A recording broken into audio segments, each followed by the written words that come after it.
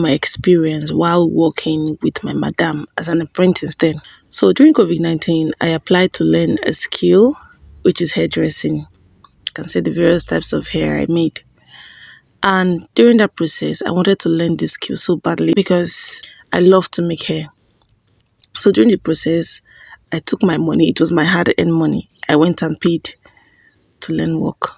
I never knew that learning work comes with so many temptations, so many backlash, so many ups and downs, and so many things that I could not even comprehend. So during the process of acquiring that skill, they refused me to retouch hair. In fact, before I even got the chance to even retouch a customer's hair, it took me months. Like at the point in time I got angry, I was like, what's all this now? I paid to learn work. Why won't you people allow me to do this? Why won't you people allow me to practice what I paid for?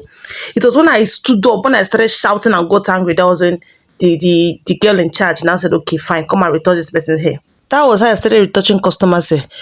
Oh yeah, now time to weave hair. They no go allow me weave hair. In fact, if you be woman, you won't go learn hairdressing, you need to shine your eye, you need to open your eye. If not, they no go allow you to touch customer hair. Like my madam will so insult you in front of that customers. The customers don't go even get regard for una.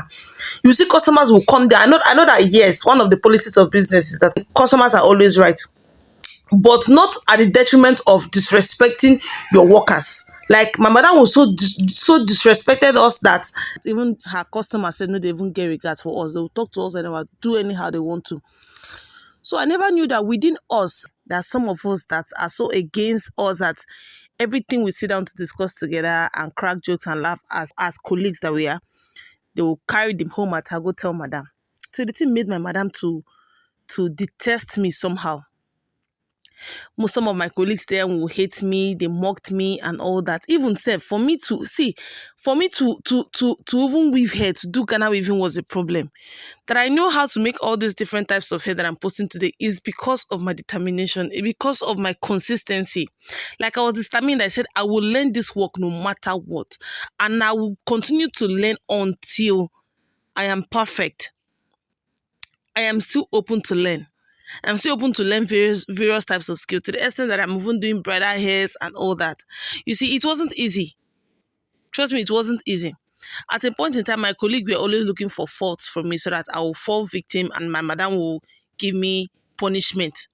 But unfortunately, despite knowing that I have a child, though, there was even a time my mother had to give me a privilege of coming to work by 9 and they got angry. They didn't show it, though, but with their facial expression, you know that they were not happy about it. They were trying to see if I can come late, even if it's a minute after 9. But unfortunately, I'm the early type. Even now, for me to come that late that you're expecting me, I will come even much earlier. So the thing got them angry, and they had to go and poison my madam's mind. And my madam had to reverse her statement and said I should start coming by 8 o'clock, the normal time. See, let me tell you something. It is not all about how you started, but how far you have gone. If you are determined to go far in life, most of my colleagues, they were gossiping about me, insulting me, and making mockery of me because of my predicament as a single mom. Most of them that mocked me as single mothers today, you mock somebody because she's a single mother, knowing fully well that this is life and life can happen. Life can happen to anybody.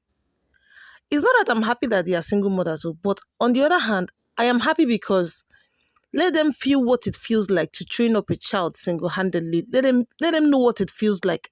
God that gave me a female child really knows why he gave me that female child, because most of the hair that I practiced and most of the hair that I learned how to make today, I practiced them on my daughter's hair. Like that girl has really been a blessing. The first Ghana weaving I tried to make was on her hair. Most of the hairstyles I made was on her hair. Like God just really blessed me with that girl. It wasn't easy though, but I just thank God for the journey so far. It wasn't easy. Just check out now, eh? Look how beautiful this hair is. There was even a time where I felt sick. I was so sick. I was having headache. My body was just shivering. And I was like, please, I want to go home. They say no, that I cannot go home. That I have to lie down. That I should lie down on that long chair. There's a long chair there. Yeah, this chair. That I should lie down on that chair and stay there and rest. That it's only when madam comes that I can go home. I was like, in this my failing health, I should stay here and lie down and be doing what exactly, instead of me to go and be looking for where I will get medical attention. At the point that I could not hold it again, I just stood up. I said, no. I said, me, I cannot hold it. I just stood. I told them, see, I'm going home. If madam comes and asks of me, Tell her that I said I'm going home. I am not feeling fine. I could not hold it. I left. You see, when it comes to my health, I don't joke with it though. I will tell them, hold her. I say, me, I cannot stay here and come and die because of I'm learning hairdressing. I mean, when I come the write exam, hey, okay, it was time for me to write the exam after they called off the COVID-19. I told my madam that our timetable is out. I want to go and prepare for my exam. What my madam told me was that what time is my exam? That was what she asked. I said my exam is starting by 8 o'clock. She said okay. That from 8 to when I told her from 8 to 11. She said okay. That what will happen is after I go to school to write my examination, then I'll have to come back to the shop. She said I have to come back to the shop.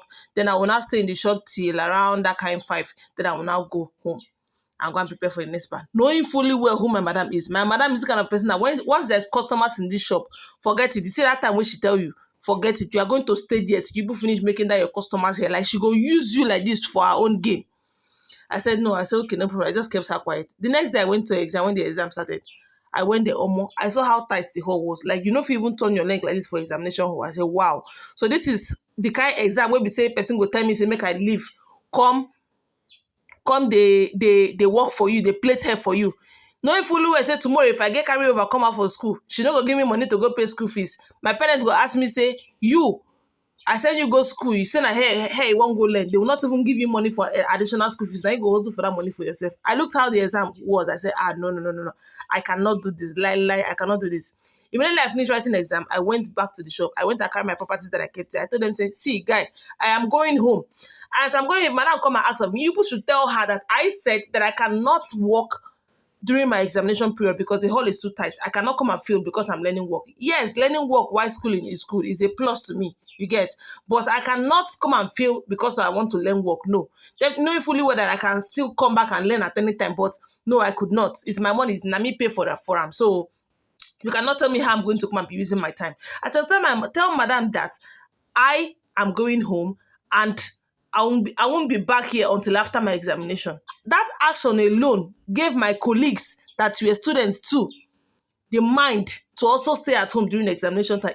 If you for your parents go query you, they will query you, and your mother will not give you money to go and pay another school fee. She will not try it because nobody she born you. And you can be in that shop making hair from morning till night. This mother no go even ask you whether you don't chop. Have you eaten? She won't even say, okay, take this one and eat. People should take this one. The only time my madam ever bought something for us in that shop was when during Christmas time. Christmas time, they were customers now. You know how Christmas they boom. They were customers. Customers were too much. As in, we started making hair to the extent our hands started to shiver because of hunger. We were shaking. That was when she now bought us meat pie and mineral. That was the only thing I knew I ate. My madam ever gave to me. Say, take it. It's not nice. See, if you have workers, treat your workers with love. Let them know that you as a madam, you love them. See, when I was working with my madam, I was just counting days, like how many months is remaining for me to live here? How many months is remaining for me to live here? But it's not supposed to be like that. There are some apprentices that will work with their madam, and even after their time for passing out has reached, they won't want to go because of how kind and lovely their madam is and how conducive the environment is. But no, that my environment, every time it's always hate, it's always backbiting, it's always jealousy, it's always this, it's always that. I was just counting there and say, oh, when will my time reach? Oh, I want to go. Till that time, immediately that my time for passing out just reached, that time I paid my money. Immediately it just reached like this, bam, the following year. I did not even give them extra day to go to the shop. Like I did not try to. I stopped immediately. I just told madam, I'm stopping work. So and so dates. And that was it. I did not even show face again. And she was like, that when you stop work, that you can come and be helping them and be assisting them and continue making hair. I say, yes, ma, I hear you. Like, I not cross you again, no.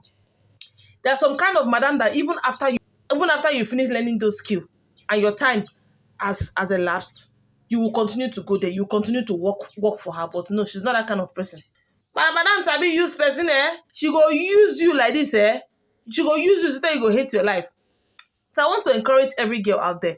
When you want to learn work, look for a stylist that is willing to teach you the in and out of every skill that you are acquiring. Look for a person that will be able to cool down, bend down, and teach you very, very well.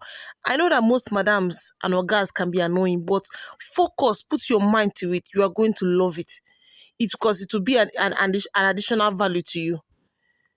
So I hope this gets to someone who needs an encouragement and who needs to be motivated to acquire a skill. This is my experience, and I hope you enjoyed the gist. Please don't forget to like, share, and comment. Thank you for listening.